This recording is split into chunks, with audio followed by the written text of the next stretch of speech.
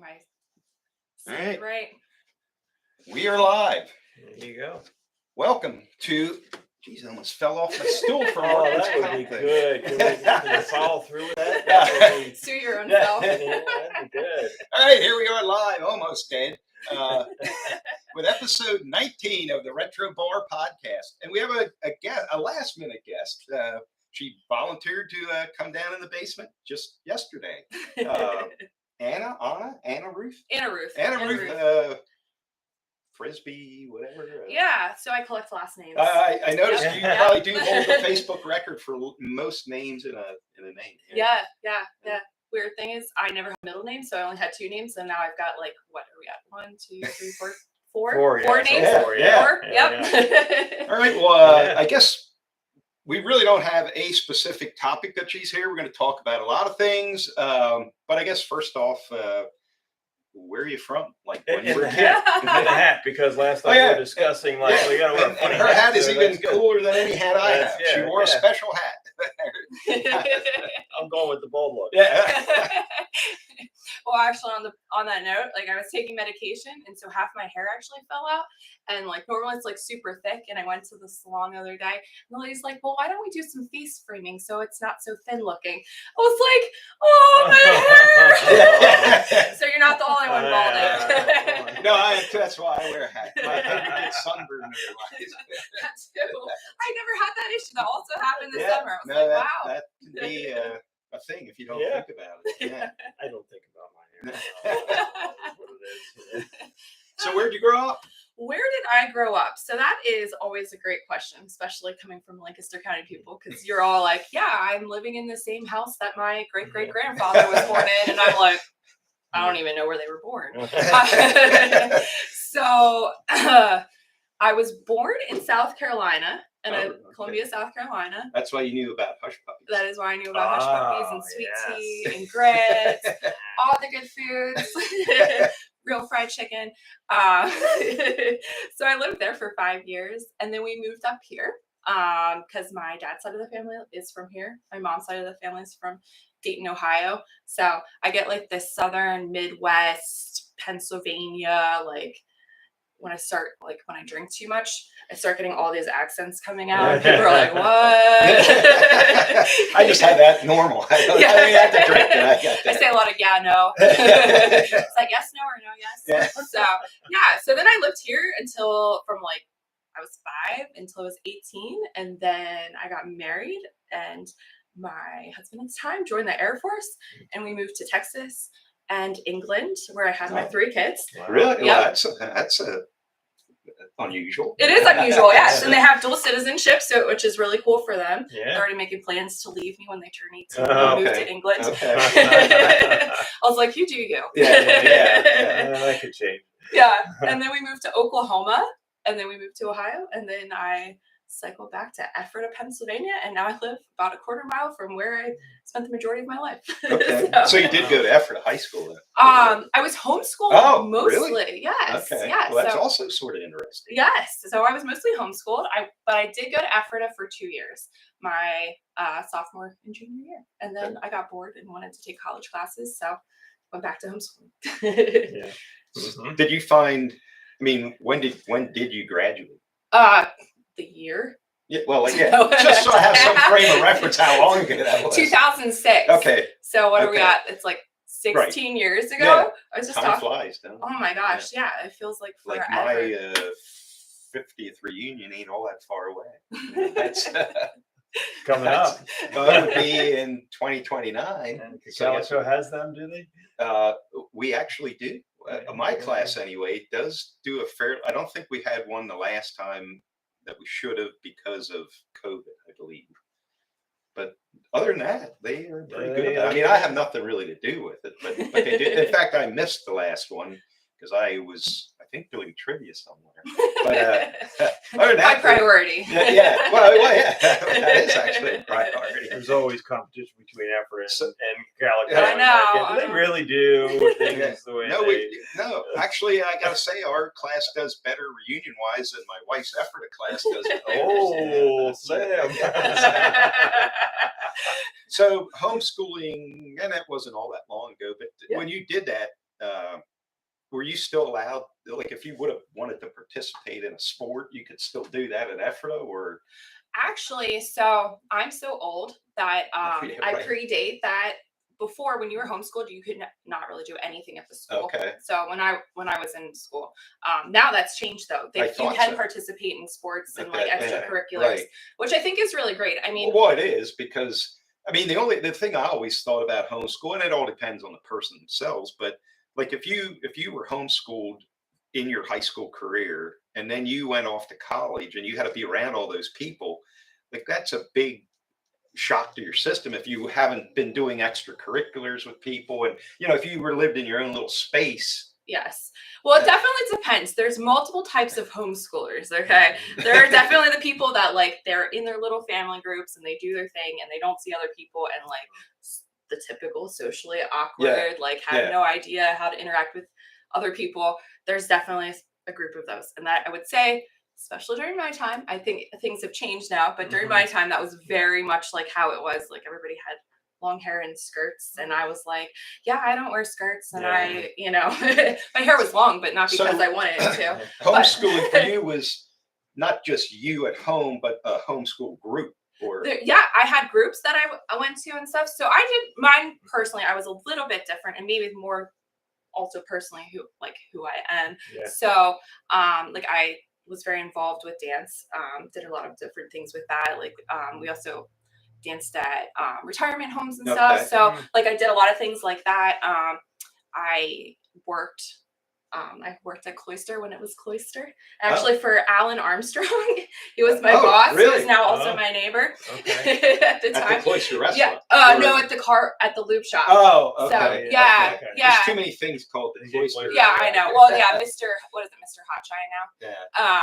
But yeah, and then I also had homeschooling groups, so we'd get together and like I'd take a class. So we'd have like my biology class was taught by like a nurse. And so like, and then we had a chemistry class that a chemist came in. So I would really personally strive to have a very balanced social life, and I didn't really want to hide. Well, what did like when you are homeschooled, what needs to be done, or what paper needs to be filled out so you can graduate? That you can just say I did. Well, really, like, okay, so in Pennsylvania, they have some of the strictest homeschooling rules in the country. I think only second to New York, which would make sense because New York always has the most rules on everything, right? So in Pennsylvania, every year you have to be evaluated by a certified teacher. So we'd have to make a portfolio of all the work. We had to log what we did every day. You are still held to the same amount of days that you have to do school. So it's 180 days, or I think it's 900 hours. So you still have to meet all of those requirements. You still have to take standardized testing and pass those. As far as to graduate, it's the same. Like I think I had to have like 3 math classes. Like 4 English classes, things like that. Yeah. But it's also with homeschooling, you can make it a little bit more geared to what you want to study if you end up going to college. Because like some colleges you need 4 years of math, and some you don't, like depending on what you're doing. So you can kind of strategize a little bit like that. But my diploma was from my mother. She signed it. So like, there's no official like like final test you got to take. No, and it is kind of weird. And honestly, for a long time, I felt kind of like a fraud. Like, did I really graduate high school? Yeah. Like, did I really complete? Like, I know what I did. I mean, I like I said, in my senior year, I took college classes, so it wasn't like I wasn't learning anything.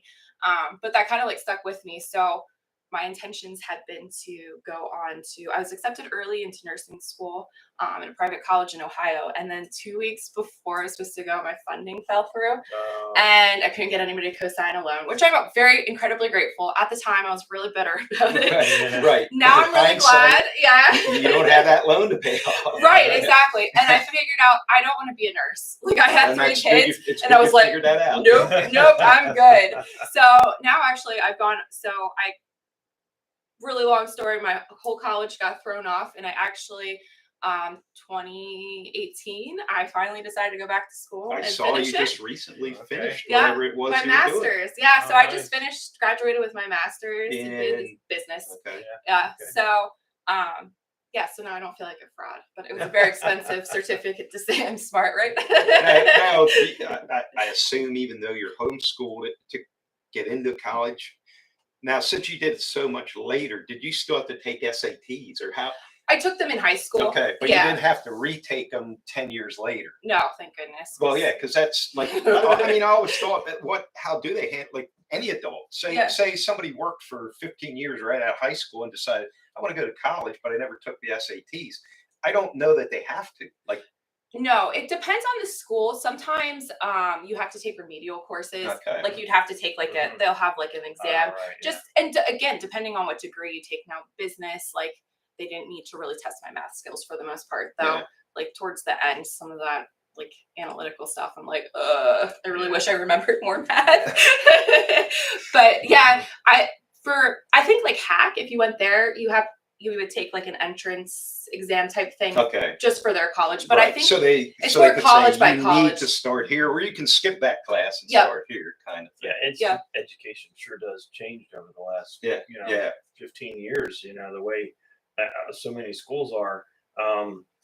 You know, back when I started in police work, if you saw a kid running around the streets, you stopped. Why aren't you in school? Yeah. But at the end of my career, that's not the way it was at all, Yeah. because they could be either homeschooled or they could be doing their online at home, and then go in for 1 or 2 classes, go into the high school, take math, English, whatever, like I need extra help here, or for whatever reason, they'll go in there, take that one class and leave again. Yep. So they might be there for an hour and then they're out. Yes. So there was a constant rolling of kids in and out of the building at all hours, and it's changed. That is definitely different than when you were there from. I would 8 always to get 3. asked, "Why aren't you in school? Are you skipping school today?" Right. And I was like, "No, I swear I'm not." Yeah. So yeah, and now and my kids now, no one, like, I mean, they're in public school, but with the virtual, like one was virtual, no one even questions when they're out with me now. They're like, "Oh, whatever, it's just normal." Yeah, it is. Us older cops, it was hard to grasp that concept. Like, you're doing what? You know, like, well, and there's so many varieties. I was like, okay, well, I want to be in school, but I don't really need to go into them classes. Well, they have e-labs. Well, you can just go sign up for an e-lab and you can sit in front of a computer in that classroom, and the teacher is just there to monitor. They're not teaching you anything. You're doing everything online. That's amazing. Yeah, guys that are in there that are just in there all day long doing all their schoolwork, getting out a year early. Yeah. Right. Yeah. Or college work or whatever they're doing. They have the facility right there, all the access to all the teachers if they needed it. Yeah. So they have the support. Yeah, definitely. I think it's amazing. Yeah. I think it really, like for me, I just think about non-traditional learners, and I have 2 of them. Yeah. And like the supports and like the stuff that they can get now, and with the technology, like I really love it. Like my one son is dyslexic, and so reading is just a challenge. It will always be a challenge. Right. But he has come up with so many different ways to go around it. You know, like he set up voice to text when he was like 4. You know, so like, you know, and now in school, like his accommodations, you know, they have like the iPads that can read to him now and stuff. And it also frees up the teachers too to be able to do like other things besides read the same passage. Like it's really, I feel for them. I really do. And really, I mean, I taught a few years at Bow Tech and Machine Shop, but it always seemed like a teacher, you're almost can't teach any faster than your slowest kids. Right. So then, okay, you got a couple, you know, let's say a couple geniuses in your class, and you got a couple kids who struggle. Well, those genius kids are going to be bored off there because you can't, you know, there's no, with this now, it makes it a lot more, everybody's sort of more able to keep up in their own way. Absolutely. So I'd be a little scared to be a teacher too, because you look what COVID did. Yeah. It put everybody at home. Yeah. You know? So, I mean, look, what's the future of the teacher in 20 years? That's true. Will they be doing their classes sitting in some room on a computer and talking to their kids? You know, I talked to a teacher one time when COVID was just starting to open up a little bit, and he had taken his class down to the creek to show him that it was a science project.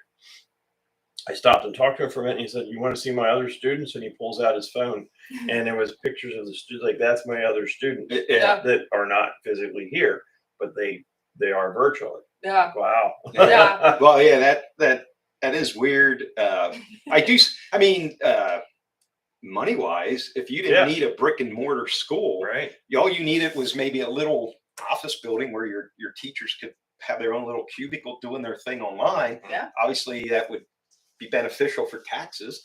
Yeah. You wouldn't need school buses. You Right. wouldn't need. I mean, you wouldn't need any of that stuff. But then Yeah. again, you'd still. I mean, you still want to offer extracurricular things to these kids. Right. So you would need probably a football field, a gym, Yeah. auditorium. Yeah. Unless that was all community sponsored as opposed to school district sponsored. Everybody goes to Spooky Nook.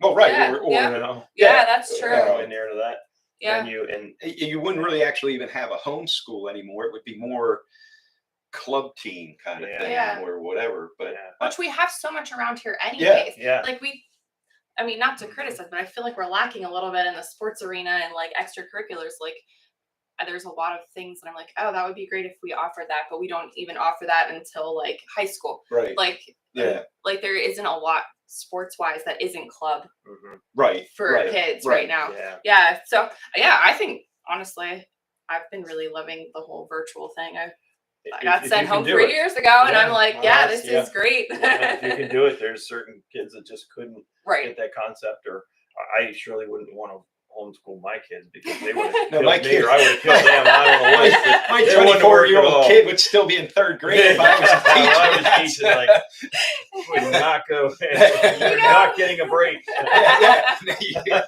And then he'd just say, "Well, I ain't doing Yeah, it." right. And They then, would okay, walk well, out. you're in third grade again next year, son. Yeah, so kudos to your mom for doing that. 'Cause that is. I did actually for like 4 years homeschool my kids, but Yeah. yeah, it's people always say, oh, I could never do that. And there's just a different dynamic when you start doing it. Like things just change. Like you were like, oh, my kids would never respect me like that to listen and stuff, Yeah. but you build it. It's, Yeah. I mean, obviously it's not something that's going to happen overnight, but No. you know, if you just kind of have that understanding, and also it's just so much less stressful. It's less like sit down in your seat right now and do this. So you Yeah. don't have to be quite as rigid. It's Or like, you got to get up at yes. 6:30 to get on your Oh, right. bus at 7:30. Yes. You know, yeah. And I'm not a morning person, so I love that part. Okay. Yeah. But yeah, I think it's good. I think there's a lot of pros and cons to both sides. Yeah. Public, private, homeschooling. Yeah. So you got your degree. Yes. So what Online are you or doing in- with? Oh yeah, I went to an online school, Western Governors University. I started them with my bachelor's, and then everyone's like, oh, you should go somewhere else with your master's. And I was like, but I really like this school. And if you're not going to Harvard, who Right. cares? Well, right? Like no one's gonna be like, oh, where did you get your MBA? Nobody ever cares. Yeah, unless you got it from Harvard or Yale or Well, something, which wasn't going to and- happen. So, Yeah, right, yeah. Like- But whether it's Millersville or, Right. or Penn State, or it don't matter. Right, I mean, no. I've never been at a job where anybody cared yes. where you got your degree. Nope. Or in most of my jobs, even if you had a degree. Well, yeah, I mean that's kind of true. So, what I'm doing with my degree is not much. No, I'm Okay. kidding. That's exactly what I did with my business degree. So my Money well spent. Yeah. Yes. Exactly. My real love is actually in engineering. I grew up like engineers, like everybody in my family is an engineer. So, Okay. but I have 3 kids and work full time. Oh, So yeah. going to school for engineering was just off the table right now. So that's kind of how I ended up in business. So I am a manufacturer's rep in the automation industry. Yeah, well, that's interesting. yes. I've been a machinist my whole life. Yes, so I work with like I go into a lot of machine Okay, shops and yeah. stuff like that. So yes, I'm still learning. I've been with this company about a year. And yeah, so I go into like I have one engineering company specifically that is rather large around here, and I can't say the name, but Okay. they build machines that make like plastic slides or your trash cans, lawn chairs. So these machines are massive. They're like, I don't know, 30 feet tall by like And that's injection molding. injection molding, blow molding, yeah, anything like that. So I sell in the parts and pieces. So like they're heaters. I sell heaters and cooling and relays and I don't know, you name it, whatever part is on those machines. So I go in there and represent companies that make those parts. So it's a So you're selling. yeah. You're selling for somebody. Yes. So we have like 11 different companies that pay us a commission based on how much we sell of their product to other companies. So I'm like this middleman. Really, I just get to like wine and dine everybody and be like, you should buy this product, and I will be here to make everything go smoothly. Yes. Like that's what I do. I mean, the thing about it, like in my mind, I tried to actually be a salesman for Dentech right before COVID. Yeah. Just a couple days a week instead of working in the shop, and it was going to be 1099. It wasn't even employed by then. But then COVID hit, so you couldn't go in anywhere anyway. Yep. But I always like, I can't wrap my mind around like if you're this company and you need this part, why is this person necessary? Like, I know. You know what I mean? No, it's like, why am I here? Why am I here? I don't know. No, that makes sense. And actually, you would have probably met somebody that came into Dentech from our company because I don't see anybody that comes in. I'm in my own little hole. And doing my thing. Sometimes we walk through the shops. Okay. Someone was building something with chocolate bars the one time, and I was Yeah, like, "Oh my gosh, this bin with like 20-pound chocolate bars," and I was like, I really would love to take one home. I was like, how are you working here with this smell? I'd be going crazy. But my role, yes, it kind of seems a little bit silly. And the idea is that I work for companies that may have a smaller US presence or are just smaller in and of themselves. And to hire a salesperson to cover like the whole East Coast, they wouldn't be as effective. And it would be, like, I don't know, a large amount of money, right? So you're paying one person's salary up and down the East Coast. With our model, they hire a rep firm, and our rep firm, you get 5 people who we cover New Jersey, Maryland, Virginia, Delaware, and most of Pennsylvania, but not past like State College for the most part. So you get these 5 people who are out there repping your company day in and day out, and we just work on commissions. So it saves the smaller companies a lot of money. It also gives them a larger footprint. So, and we can also, I can do quotes. I don't actually ever take money or physical orders and like place them. Like, I'm the intermediary. But if there is a problem, like I'm the first person they go to. Okay. So then I know how to like take it up the ladder to the right person and get things done faster, versus them having to have a dedicated person to like track down orders and stuff, especially right now in this world. Like that's literally all you do is just track. The supply chain is just ridiculously screwed up at this point. But. Absolutely. Yeah. I mean, and I see it down to like, it's the stupid microchips, and like it really comes all the way back down to that. Well, but you have one missing part in a machine, the machine don't do you any good. Right. So it doesn't really matter what that missing part is. If you don't have it, you're not making products. Right, exactly. And if you can't build the machine to make the products, then you can't have the products. So like, it's not even like, I keep hearing people complain, oh, we don't have this, we don't have that. But I'm like, we can't even build enough machines to make the products. So like, it's like the problem is so far back that like, it's not going to be a quick fix. It's not about getting more trucks on the road. It's not about hiring more workers, even at this point, and it's just so complicated. I feel like I talk about this all the time, but it's like my little soapbox. Everybody's like, oh, no one's working. And in our industry, most of the people that are no longer working retired. Right. Like they just got to retirement age. Right. Yeah. And I say like I'm a millennial. So like our generation, there's just less of us. Oh, I know. In the machine shop, there is no there's, when I left Effort Precision Parts back in 2009, everybody there was, and that was 10 years ago, 15 maybe. And everybody there was 40 or over. And they're, they try to hire young people. There just isn't anybody out there that knows what they're doing and wants to do it. And it's not in the old days, you thought a machinist is all grimy, and it's not. I mean, it's actually, if you were a young kid in today's world and learned how to do it, you could pick and choose where you wanted to work. Absolutely. And you would make a ton of money. And now it's back to that. I mean, literally everybody's like, do you know anybody who wants to get into the industry? And I mean, if anybody wants to get into the industry, like I could get you 10 jobs tomorrow that pays crazy money. Like I tell my sons, I'm like, this is what you need to do. Not really, but like, and like if you want to do, like they like engineering and like building things. hands-on Yeah. kind of thing, And I'm like, you can make really good money. oh, you But we can, were told, like the millennials, we're all told we have to go to college. which is so Yeah. we all bullshit. did. It's- Yeah. But even back in my day, you know, the guidance counselor, I mean, it was almost like they would get a kickback from the college. Yeah. Yeah.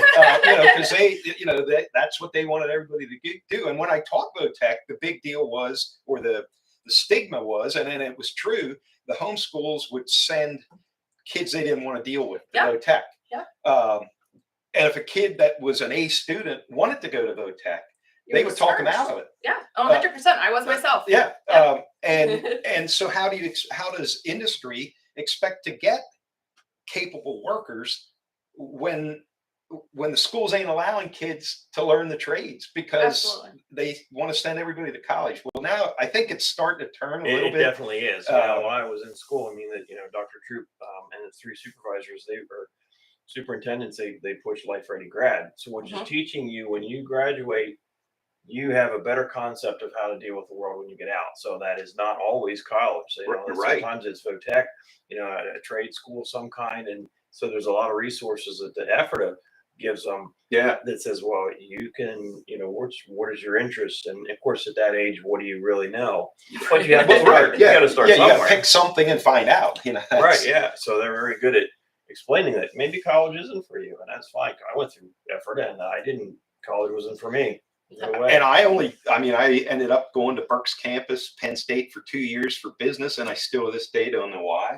I mean, you got that nice piece of paper that says yeah, you're smart. that was never required for anything I did since. You know, but I guess it was sort of the thing that. Now, fortunately, I didn't go 4 years to some extent. I paid as I went, and I had no debt. But nowadays, depending where you go, oh yeah, I mean, colleges are almost pricing themselves out of people's ability to go there. Oh, I mean, 100%.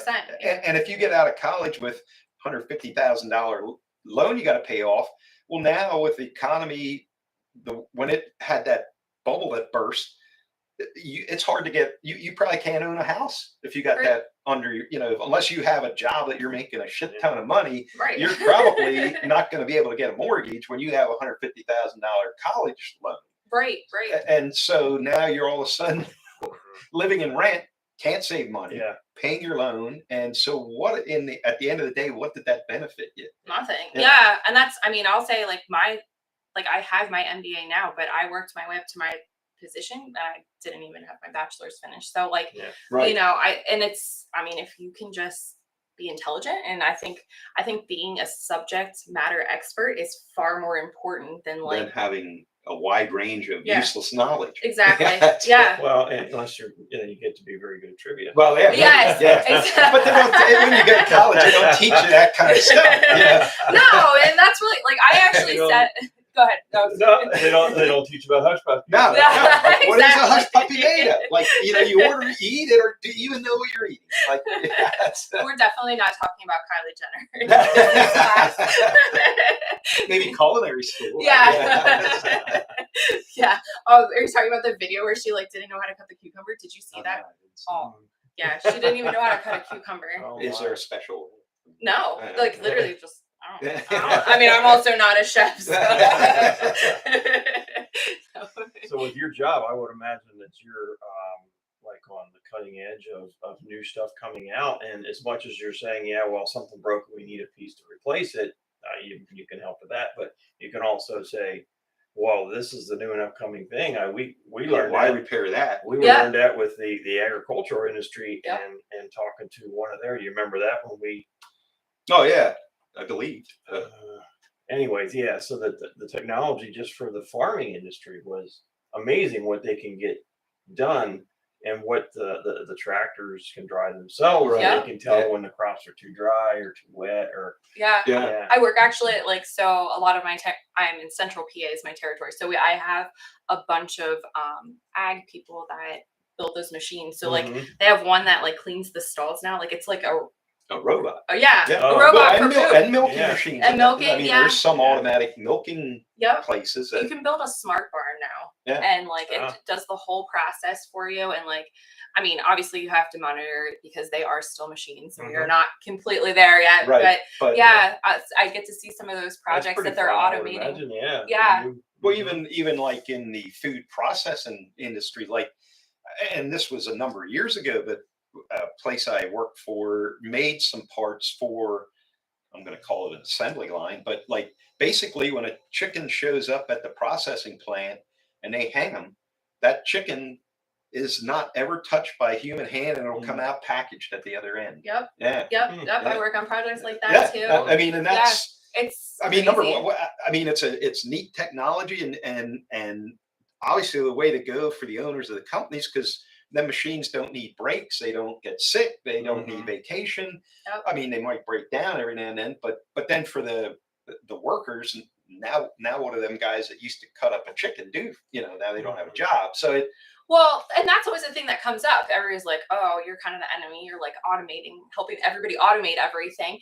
But it's giving. I think the people are not being fired; they're being relocated to Mhm. like better Mhm. positions. Because I mean, really, at the end of the day, who wants to cut up a chicken well, right. day in and day out? Like, I mean, there are Yeah. some people that really love it. I personally don't love that kind of thing. I don't understand it, but it's really about taking away those menial tasks and having like just a machine do it, because you're right, it won't, like, it doesn't break down. And they have, I mean, with like lean manufacturing and all that Right. kind of stuff, they have like all the crazy schedules that like it virtually doesn't break down. They have enough parts to like keep it going for the next Yeah. 20 years and all that kind of Yeah. stuff. Yeah. So but it's, and then they retrain these people to do like a job that isn't to fix the machine, Right. or you know, Mhm. something else that they would rather do, you know. So it's really about automating the things that like can, That are yeah, monotonous, yeah, yeah. I not think it's fun tasks. right. I think it's really, for me, it's more like a quality of life for everybody, like Yeah. improving their quality of life, you know, and also the backbreaking work. I mean, it takes a Yeah. toll on your body. Yeah. And, you know, I think saving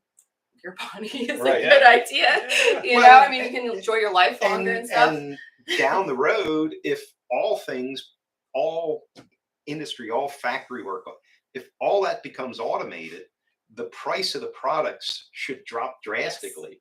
So then not everybody needs a real high paying job to support eating and buying clothing, because Absolutely. the products should be that much cheaper, because you have, once you buy the equipment and you got the maintenance of it, but you don't have any overhead. Right. Exactly. You know, Mhm. you should be able to drop your price on that chicken that's getting processed drastically if no human is involved in that. Absolutely. You know, Yeah. that's We have one line that we represent that makes metal enclosures, and they have this program. You can go online and you can like design your own box and cutouts, whatever you need on it, and then you submit it and they give you a quote, and everybody's like, "Oh my gosh, the prices are so crazy low."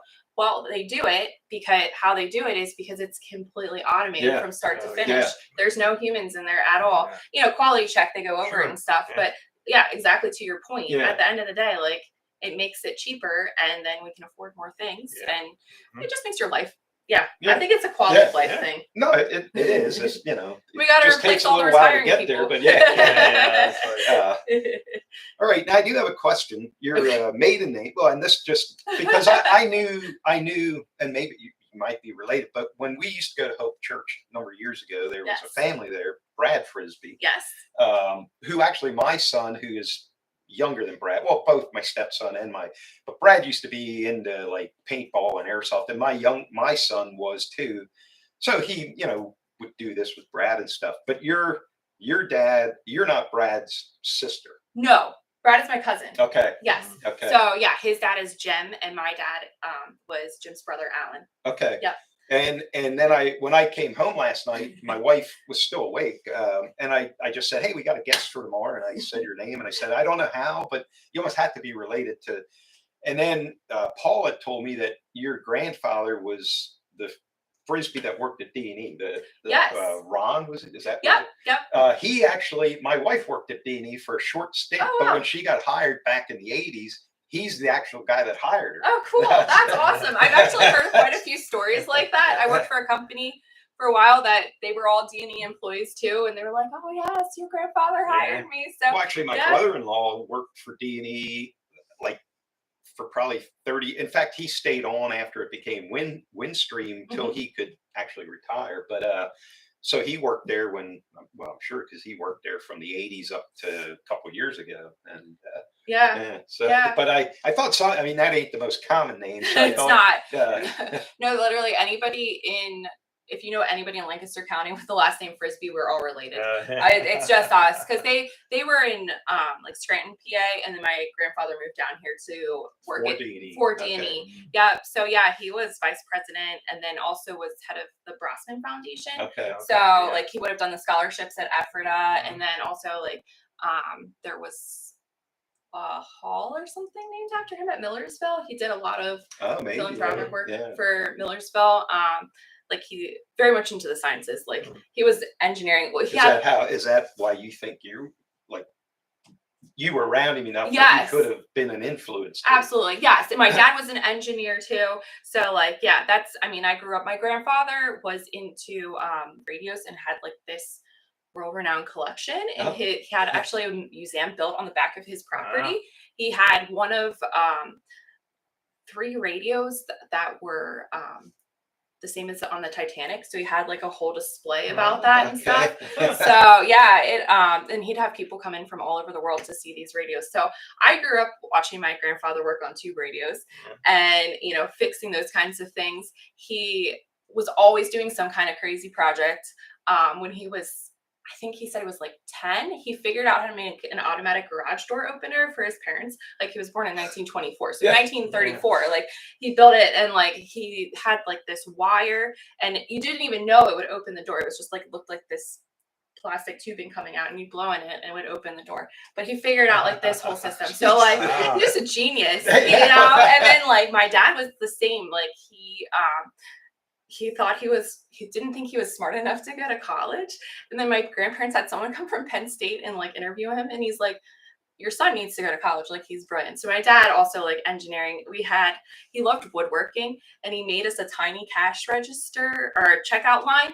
And you'd put the groceries over this little plexiglass plate that had this button underneath it, and it'd beep like the cash. I had a Barbie house with working lights. Like, so like that was the stuff. And I just like adored following him around and anything he did.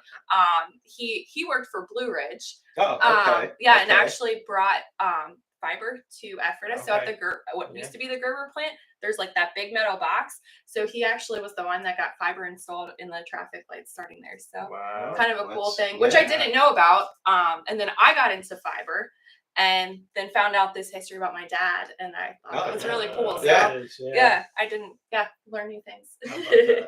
So before you do what you do now for your living, did you have other jobs, or you just a stay-at-home mom? Or well, I mean, you moved around a lot, so maybe you didn't have a chance to really have much of a career at that point. But. Yeah. So I got married right out of high school, so I was 18, and that's also sort of rare. yes, it was. We were high school sweethearts, and then we got married right out of high school. And like I said, he joined the Air Force. So like I had planned to go to college, and then everything kind of just exploded. And so we're like, let's do the Air Force thing. So we traveled around, and I just wanted to be a stay-at-home mom, and that was really my plan. And I did that for 9 years. And then things kind of changed, and I ended up getting divorced. So I need to find a job. I don't know. I got to pay bills or something. I mean, I was living it up. I was a kept wife. So, but then I was like, all right, now I got to figure out how to keep up this lifestyle for myself. Now I got to do the real world. Yes, exactly. So I started working for a company that, we did fiber optics, everything from like installation to purchasing the fiber. We worked for like a couple transit authorities. So like some really big projects. My favorite thing that I got to do was train engineers at ESPN. So we actually got to go up there and train them on fiber optics. Bristol, Connecticut. Yes, yeah. So I got like behind the scenes tours. So like, I mean, they just have like racks and racks and racks of fiber, and it was a really neat experience. felt kind of like a fraud. Again, no degree at that point. Right. I had like I was a certified fiber optic technician. And my boss was like the main teacher, but he got kidney stones while we were there, and I had to rush him to the hospital. Spent the whole day in the hospital with him, and then he's like, they needed the class taught overnight too on top of this. Okay. So I had slept like 4 hours. His wife had called me and be like, "Can you go get him and take him to the hospital?" I was like, "Okay." So, and then he's like, "Can you teach the class tonight?" And I'm like, okay. Like, I wasn't planning on it. So my sister was also working at the time at the company, and I called her and I was like, "Oh my gosh, Mary, like, you've got to help me out. Like, can you like put together a plan or something?" And so she did. So then I got up there and I taught them, and thankfully it was like my favorite subject, which was like terminating the ends of fibers with connectors and stuff like that, and splicing the fiber. So it was a subject I knew well. And my feedback though from them was like, "You seemed really nervous. You should be more confident." And I was like, "Well, I've had 4 hours of sleep, and then I'm teaching overnight on like the person who normally teaches this just threw it on my lap." So yeah, I was a little bit nervous, but you know. So with fiber, and again, I'm speaking ignorant here, but like, you spliced one fiber, then you splice them all. Like what's different? I know it's not different. It is. I don't know. It was like one of those things that I just like really that seems enjoyed. like a monotonous task to me. It is. Okay, don't get me wrong. No, I wouldn't want to sit there and just splice all day long. But like, I like the process and like the machine and all the buttons and like, I don't know. I just also think it's really crazy that you can weld glass together in a machine. Like, I think that's like, it blows my mind. And it's such a perfect weld, right? That like it has all this information, cause some sort of interference or something, I would assume. But yeah, exactly. It would, if it's, and it does sometimes weld it improperly, and then like the fibers so they're like, the smallest one is maybe like 8 microns, and the biggest is probably about your hair size. Right. So, you're working in microns and it has like cameras and microscopes, right? And then it just perfectly aligns these micron wide pieces of glass, but pushes just enough pressure that it doesn't break it, but like pushes it together close enough so that it can be welded. Like, I just like the whole science behind it, like, just blows my mind. Like, I would love to meet the person who did that, because like, I mean, it's quite a machine, and now they're like crazy expensive, like $15,000. But I mean, it makes sense, So I just liked that part of it. I liked the science. Do you, like, thought. With fiber and do you have to know any kind of like coding, or no? You're just hardware, like. Well, yeah, and not even. Yes, I definitely stay on the hardware side. I dabbled in the software side, and I have found that it's not for me. Okay, right. I mean, I get it. It's not my first love at all. So yeah, we were solidly hardware. So yeah, we sold the cables and the boxes. And now, when do you think? Do you think there'll be a day when fiber becomes obsolete and they are able to send signals like with, say, lasers or that's always, yes. I always think, well, Tesla had the theory that like you could be able to wirelessly send electricity. Yeah. So I mean, it would have been free for everybody. Yeah. That's why they probably got rid of it. Exactly. Well, I mean, he proved it out. I mean, he did it, but they haven't been able to recreate it. They haven't been able to, I mean, who knows at this point. So, I mean, and we have wireless, we can send power through like fiber now. So like, there's a lot of stuff that is coming. I think that as humans, we like the concrete. So I have a hard time believing that we're going to get rid of it. I gotta say, even for these podcasts, I hardwire Ethernet to my Tivo box, because even though I have in-home Wi-Fi, I don't want to depend on that, right? Because I don't want the Wi-Fi signal to go out in the middle of one of these. So I for something like this, I much prefer being hardwired. Exactly. Well, your cell phone towers, I don't know if you knew, are actually hardwired. Like, we think it's all wireless. It's actually not. It's all fiber backbones. Okay. So, like, there was a huge outage for Verizon, and it was because someone cut through a fiber line. Now, like, you can have a fiber line like that, and that's taking like millions of phone calls. Sure. So, but yeah, all those towers are all connected by fiber. So I don't think it's going to go anywhere soon. And I think people are really just catching up with fiber, because a lot of it's still copper. Yeah. It's just subpar quality now. I just can't keep up with I it. mean, it was good in its day, but now Yeah. there's something better, and Yeah. now you can reclaim all that copper and sell it for Exactly. scrap and make some money on that. Yes. And I think the fiber is better for that too, that we're not using like building copper mines and glass factories. Glass is like infinitely recyclable. So I mean, not so basically a piece of fiber is just a long string of glass. Yep. They take it and like literally stretch it from like the ceiling down, and then like there's other like chemicals that they put in there and stuff. But Corning is a huge manufacturer of cable and windows and cups and plates, and they're a big glass house. But so they easily just converted to making fiber. So I think that everything's just gonna go fiber eventually anyways. Yeah. And then after that, who knows? I mean, someone will invent something else that we'll have to like catch up on. Something. Well, I do want to, and you can touch on this as much as you want, but I would like for people out there who might be having some sort of illness. You have a rare illness. Yes. Which isn't a good thing. But you're sort of a guinea pig at this point, I believe. I am.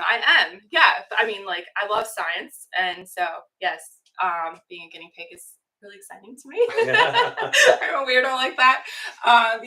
So in September of 2021, I started getting pain in my neck, and I thought it was my thyroid, not my thyroid. They thought, oh, maybe you just pulled a muscle. And I was like, no, this is really intense pain. This is like real. So found out that my carotid artery was closing, including, and that I have this super rare disease, like 1 in a million people have it, called Takayasu's arteritis.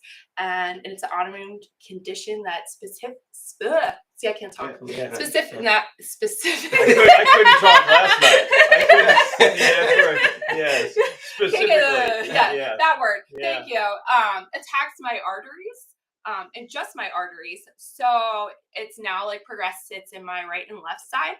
And with that, because it's so rare, people want to like investigate and learn about it. So I volunteered for a project at the National Institute of Health. So I was just down there at the beginning of June, and I got like 24 vials of blood drawn. I was like, are you gonna leave anything for me? And I had fasted for like 24 hours at that point.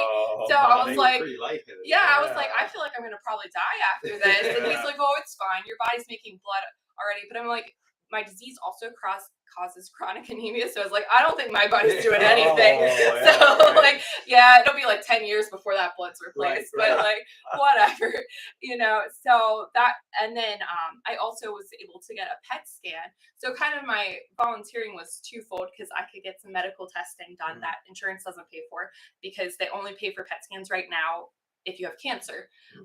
But it's really helpful also in autoimmune diseases, because they both it shows inflammation in your body. So I got injected with a radioactive substance. So that was really exciting. And they're like, is this okay? I'm like, yeah, I'm totally cool with this. This is fine. So, and then it lit up like wherever I had inflammation. So they were able to like confirm it was like in both my carotid arteries. On top of that, though, while I was there, it also showed that I had inflammation in my lymph nodes. So we're now investigating that I probably have a second autoimmune disease on top of this. And part of my doctor was super excited. I'm like, okay, I appreciate that you're excited because I'm like this anomaly. Right. But I'm not quite as much of an anomaly.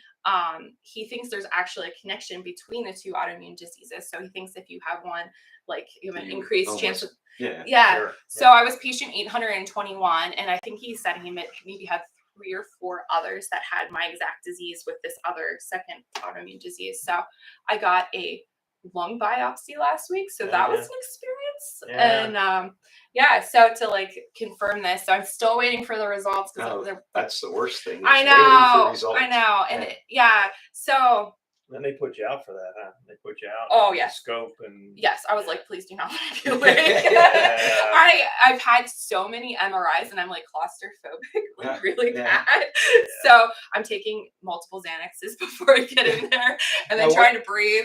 Like, at least for now, I mean, you're able to keep it under control with something, or not so much, or. So so the whole disease, the annoying part of it is it's not curable. So it's never going to go away. Well, at least for now.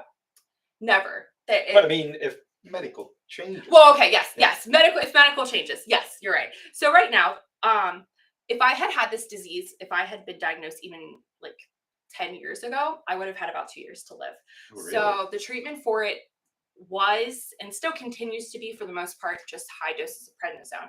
So in September, they put me on 60 milligrams, which is 3 times the high dose that anybody should be on. Right. And so I was on it from September till February, that high dose.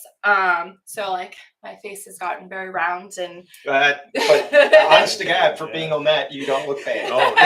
well, I've tried. Also, like, you know, it really just took me out. So like so the big thing is just to suppress your immune system. That's really all that they can do. Because it's your own immune system Attacking doing me. what it's Yes, doing, yeah. yes. My own Right. body is like, hey, these arteries, we don't need these. Yeah, Let's get right. rid of them. And you're like, yeah, no, that's good. We'll keep those. Yeah. So the treatment was prednisone only, which you can't be on forever because Right. it kills you eventually. Yeah. So now I'm down to like 15. I got down to 10 and I got really sick again. So I had to go back up to 15. And it's kind of that game. So, but they've now figured out that they can use TNF inhibitors, which is like tumor necrosis factor inhibitors, which they use, which is like a type of chemo. Right. So they can use that to suppress my immune system on lower doses. So I will be on, once they figure out if I have this second autoimmune disorder or not. Thankfully, they're both treated exactly the same, which is also kind of crazy. I'm like, okay, so I have like these 2 rare diseases and they both can be treated the same way, good or bad. I'm not sure, right? So I'll always be on some kind of medication, and it's really more of just a managed disease, and it's just to keep the inflammation from spreading faster. So even though I was on this like 60 milligrams high dose of prednisone, they've now found that it like went to my right carotid artery. So that's why I say like, it's like we're doing these things, but it doesn't really stop the progression. It kind of just makes it a little bit slower. So I was actually listening to your podcast on the transhumanism yesterday. Oh, yeah. And you were talking, and I was like, man, I am totally willing to volunteer for someone to like transfer my brain to like another body, because mine's failing. And like now the progression of the disease with like the prednisone and these new medications, I still have like, they still give me only about 20 years, which isn't like, I'm about to turn 34. So 54 isn't very long period of time. I mean, you 20 years, but it's fast. Quick. It goes really fast. Well, I shouldn't even say him, but at my age, 20 years, all right, I'm going to hit it. I'll be 82, Right, exactly. And that's the thing with like my disease is seen. So this is really weird. It's normally in Japanese women between 30 and 40. So don't ask. I don't have any Japanese connection as far as I know. But they also think there may be like a Norwegian connection. So like I did descend from Vikings. So that makes sense if there is that like difference too. So that's maybe where it is coming from. But but it falls under the umbrella of vasculitis, which is just inflammation of blood vessels. So there's like small vessel vasculitis, which would affect like your blood vessels or things like your skin also. But anyways, under them, it's vasculitis as a whole. Normally people don't get it till they're 60. So 20 years is a great prognosis, right? Like, so if you get something, you're like, oh yeah, 80 years. So that's why like I've volunteered for the research because I'm I want figure something out. I don't want 20 years. That's why I say it. And 20 years in medical technology, if you can stretch it 20 years instead of 2 years, what can happen? That maybe on year 15, they say, hey, we got a cure. Right. Yeah. And that would be amazing. I know they're doing a lot of work kind of with the COVID thing, with these vaccines, like they're changing DNA and like, I have my own opinions on that separately, but as science, like for me, as someone with damaged DNA, that's of interest to me. Well, like, could you rewrite my DNA to make it so that my body isn't attacking? And I think anybody with an autoimmune disease. More than that, I mean, that in itself could be part of that transhumanism. Right, exactly. If you can recode somebody's DNA, I mean, that's like recoding a computer. Yes, yeah. And do I maintain my identity? I mean, like, Well, what if it changed my hair color, or like, you know what I mean? Like, do I not become myself? But I guess if the trade-off is living and having different color hair, who right. cares? Yeah. Right, exactly. And that's I'm kind of at that point. I'm like, I will try what like I can. Like, life has worked out. Well, I'll say, so my dad died when I was 7. He had colon cancer. And so that really like formed a lot of my moving forward ideas. So I've always lived with like, life is short. You never know, like, if you have tomorrow. Yeah, you don't know. And so, not to be like reckless with my life, but I've always lived it like, what do I want to do? What do I want to accomplish? Yeah, I want my MBA. Does it make sense? Not really, but that's what I wanted to do. So I did it. Like one time I wanted to live in a camper because I just wanted to downsize. There's a goal. Yeah. Well, no, I mean, I wanted to just. It's not on my bucket list, but my bucket list. I wanted to downsize and just travel around and just like have a simple life. That makes like not just living in a camper. But living in one for the sake of traveling around, not paying real estate taxes, not doing this, not off the grid. And I did it. I can understand that. Just parking a camper in a field and saying I'm going to live in this is a whole different story. No, definitely not. That was not my goal. Though it did somewhat happen that way because life is life, and as much as I want to make my own decisions, there's other people in the world so, that affect that and stuff. Right. But yeah, so I did that. But so you did that. I did it. You did van life. Yep. For almost 3 years. Wow. Yeah. And how far you went around? No. You bounced this side. They made it to Lincoln. Yeah, we ended up in Lancaster County mostly, but it did work out because my husband at the time lost his job, and we had a house still in Ohio that we were trying to sell because the market was like just collapsed after that. And so, yeah, it did not end up exactly as I wanted, but it was nice for the time because it was a small condensed space. And like, I really enjoyed it. Like, I made some of my best friends from there. Yeah. The husband offered to like help me with my poop tank, and I was like, I'm good, thank you very much. You can just step back. So like my idea has always been to like live life to the fullest. So 20 years also is not too scary to me. I had my kids really young, so like I have 14-year-old twin boys and I have a 12-year-old daughter. So like, now is your condition like hereditary? Like, so that's been another question that we've been asking. I'm also part of a gene study now. So they're looking at my genetics. They don't think that specific diseases are hereditary. They think getting an autoimmune condition is hereditary. So my dad had an autoimmune condition. He had ulcerative colitis that turned into colon cancer.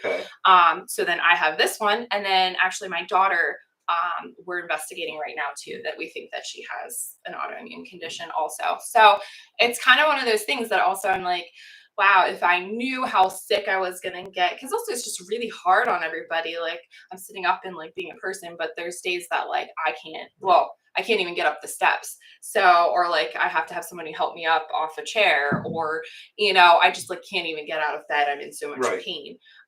So, knowing that and limiting like what I can do for my kids and then also passing things along to them, it's been kind of an interesting thing to think about, and part of doing this research is to also, if like it comes down to that my daughter has something similar. You have the answer. Yes. And so I'm doing it a lot for my kids too, for their future, or like if they have kids and similar thing. So there's a lot of reasons to volunteer to do it. So I got pretty nervous. So I'll be honest. I was like, I don't know, maybe I want to back out. And then it's like, I gave like all my DNA to the government. So, I mean, you know what happened? That's how they caught that. What's his name? DJ Freeze. I know. His cousin gave DNA to something and then they caught him. I don't think that I'm related to any serial killers, but you never know. I mean, that's on them. Yeah, right, exactly. But it's always kind of one of those like things you're like, oh, was that a good idea? I don't know. But at this point, I'm like, whatever. That's very brave though for you to do that. Oh well, no, there's got to be a lot of procedures that you're doing. That like we're going to try this, we're going to do this. You're going to be put switch out or whatever they're going to do. Yeah. And at the end of the day, like, well, that really didn't give us what we wanted, and that was a waste so of time. And Yeah. It's happened quite a bit. Yeah, Quite a that bit. was- It's exhausting. yeah. Yeah. I've spent like a lot, like I said, I don't know. I think I've spent about 24 hours now total in like machines, Yeah. like being scanned. And I've had, I don't know, like 20 IVs, you know, because they have to do the contrast. And, you know, they start to tell me that, and I'm like, I'm really good. I'm like, this is my 5th one. Yeah. And like this short, Yeah. I mean, and for me, actually kind of a crazy part of the whole thing is I've been sick apparently since I was a baby. Like I had the big piece that has said this is I had crazy fevers when I was a baby, like up to 104, spontaneous, no reason why. And they just like were like, okay, you know, didn't know, like just kept going on. It doesn't seem to be a problem. You know, up until childhood, I would get every couple of months, I would get like a crazy fever and like horrible headache. And they thought that I was like a sinus infection and that it was caused by dairy. I am not lactose intolerant at all. I love ice cream. But like, so now we figured out like some of these things, like, and I was always really, really thin and like never gained weight. And that's like also like all of these factors. But, and I always said, I'm like, I have body pain. I don't feel good. Like I started getting diagnosed, like 14, I was diagnosed with IBS. My heart has been weird. Like that's the official diagnosis. Okay. You have a weird heart, like all these pieces. And, you know, I kept being like, something's wrong. Like this weird symptom happened, you know, not like, and then it turned into like night sweat. So I'd wake up and I thought, oh, everybody wakes up in like soaked in sweat every single night. It's just a thing. And apparently it's not. So occasionally I do. I don't know why. But, So I had a lot of doctors just say like, well, maybe you need to see a therapist because it sounds like it's just a lot in your head.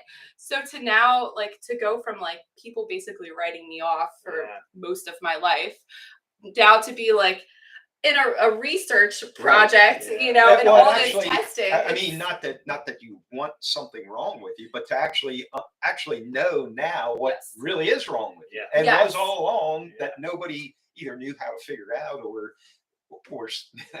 it's in your head. Right, exactly. And I don't fault the doctors in the end because it is a 1 in a million diagnosis. And honestly, the doctor that did figure it out was only because like I kept pushing and I was like, no, something's wrong. I'm not going to just let this one go. Like this is really needs to be stay because he was like, well, let's maybe wait another month. And I was like, nope. I've waited 30 years now. Let's figure it out. Exactly. And I was like, yeah, we're just going to do it. So for me, it has been like a really crazy 10 months to just go from like, no one believes anything's wrong with me to like, now all of this. At least you have justification. I do. And you fight for yourself. Yes. You're fighting for yourself. You're not like, well, okay, that's what the doctor said, so that's it. Yes. I know you're fighting. Yes. And I really, you have to. I mean, I have a wonderful rheumatologist. I love her. Like she's been amazing. But also they don't really, she's actually a rare doctor because she's treated 2 other cases. And actually one was on Howard Stern and won some like competition. Well, that's weird. They were on Howard Stern right here on this podcast. Yes. Take that, Howard. Well, there's only about 7,000 of us in like the US. So you know, again, I like to say I'm like 1 in a million. And maybe with the second one, like I become like, I don't know, 1 in 10 million or something. I would love to know the statistics on that. If anybody wants to figure that one out, I would love to know. But she's been great. But like she also, a lot of it is just like, well, what do you want to do? And I'm like, I don't know. I mean, I'm not a doctor. I'd like to be cured. Let's do that. But she, you know, I've had a lot of input in my treatment, you know, and I say like, hey, this symptom is coming back. Do we need to do this? And she's like, yeah, that's a good idea. So, and I love learning. I love research. I love science. So it's been very interesting to me too. So I get to go home, research drugs, like figure out what I want. Like, you know, I'm like, oh, I don't think I can live with that side effect. Like, and one of them is hair loss again. We were talking about earlier, and I'm like, I don't want to lose any more of my hair. My kids are like, but remember, at the end of the day, hair is not all that important. I mean, I know, like my first wife died of leukemia, and she lost her hair, and obviously to a woman, it is way more important than to a guy. Yes. Because that always was the thing she worried about. Yes. Like, wasn't so much getting cured. I just don't want to lose my I hair. know, and it's really petty, isn't it? And Well, you're like, well, okay, you're trying not is. to die, and you're like, well, I want my hair. Well, yeah. I mean, I mean, I joke about my face. I'm always like, oh my gosh, my face is so round. But and then No, we're really, like, it isn't. I mean, because my first wife was on prednisone Yeah. too, and she suffered the same side effects. And the weird thing, whenever she was on it, she would be super hungry. Yep. But it was always like it varied. But if she was hungry for one thing, that's all she ate. Yep. No, it's weird. It's the weirdest drug I've ever been on. Like, I mean, on top of this, I was always the person I like did all the right things, like health wise, like didn't smoke, didn't drink that much, And you where know. did it get you? Yeah, nowhere. So now I tell everybody, like, just eat the cake. Yeah. Just eat the cake. Drink You that don't beer and know. smoke that Yeah. cigarette. I mean, my husband, we just had this conversation. He's like, I literally mixed chemicals with my hands, Annaruth. And he's like, you know, like done all these things. And he's like, and I'm perfectly healthy. And then there's you who made quinoa and like Swiss chard your whole life. And you're like dying. And I'm like, I know, don't. Trust me, the irony is not lost. So now I'm just like, eat the cake. But yeah, prednisone's a wild ride because they're like yesterday, I was hungry. I ate like everything in my house. But by the time we got back from trivia, I was like, please do not let me touch any more food. I'm like, I cannot help myself at this point.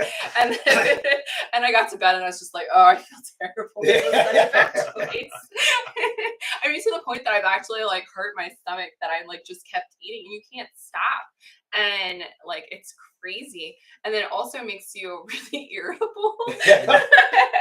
So like you're starving, you're pissed off. I know, it's like really, it's like all the worst things that you could ever think of. Like you just gain weight like looking at anything that tastes good. Like if like I survived on eggs, avocado, and spinach and a piece of Swiss cheese for 6 months. That's also why my face isn't like super bad. But like, I mean, to me, like I look at pictures from just in September and I'm like, oh my gosh, it's like completely changed. My son told me, he's like, I like your new face. He's like, you had like a spider face before.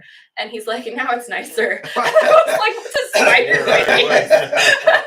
I was like, well, now I'm concerned about going back to my spider face. I mean, that was my goal, but was everybody thinking it looked like a spider? And he's the only one that had the courage to tell you. I grew up with 2 sisters, but so like I didn't know what to expect with boys, and they have been such a wild ride. But they're always honest. Like if I ever need a legit opinion, I'm like, so Alan, like, what do you think? And they're like, 100% of the time. Daughter, pretty much the same way too.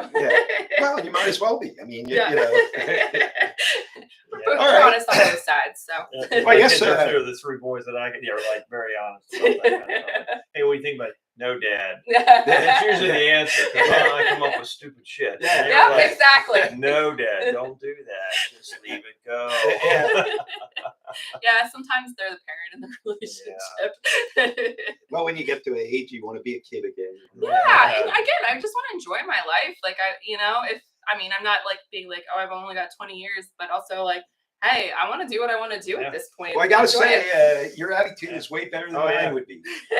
Well, it's a good day. Say that, but, I mean, don't get me wrong. There are days that I am like on the floor crying, and I'm just like, I can't do this. I hate this. I don't want to keep going. I don't want to keep fighting it. It is painful. It's miserable. Like my whole life has been turned upside down.